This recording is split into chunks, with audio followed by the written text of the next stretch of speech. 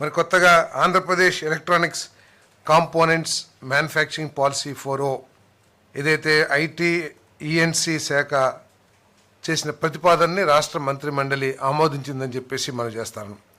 ఇప్పటివరకు ఏమిటంటే మన రాష్ట్రంలో కాంపోనెంట్స్ తీసుకొచ్చి అసెంబ్లీ చేయటం కానివ్వండి, లేకపోతే కాంపోనెంట్స్ని ఇంపోర్ట్ చేసుకుంటాం, ఆ ద్వారానే ఎలక్ట్రానిక్ ఇండస్ట్రీ ఆ స్థాయిలోనే ఉంది తప్పితే పూర్తిగా అన్ని కాంపోనెంట్స్ని ఇక్కడే తయారు చేసుకుని అంటే ఫుల్ ప్రోడక్ట్ని ఒక టీవీ కానివ్వండి, ఒక ఫోన్ కానివ్వండి, లేకపోతే ఎలక్ట్రానిక్కి సంబంధించిన ఏ పరికరమైనా సరే 100% ఇక్కడ మ్యానుఫ్యాక్చర్ కాబోట్లేదని ఇది మనందరికి తెలిసిన విషయమే.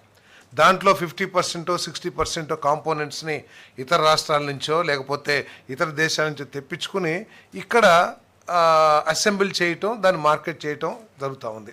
ఈ పాలసీ ద్వారా ఈ ఎలక్ట్రానిక్ ఇండస్ట్రీని అభివృద్ధి చేయాలనేది ఈ పాలసీ యొక్క లక్ష్యం అని చెప్పేసి మనం చేస్తాను. నేను ఈ పాలసీ లేకపోవటం మూలంగా కేంద్ర ప్రభుత్వం ఈ ఎలక్ట్రానిక్ ఇండస్ట్రీస్కి కేటాయించిన ఇన్సెంటివ్స్ని కానివ్వండి, లేకపోతే నిధులు కానివ్వండి డ్రా చేయటానికి మన రాష్ట్రానికి తగు అవకాశాలు లేకపోయినాయి అని చెప్పేసి కూడా ఈ సందర్భంగా మనం చేస్తాను.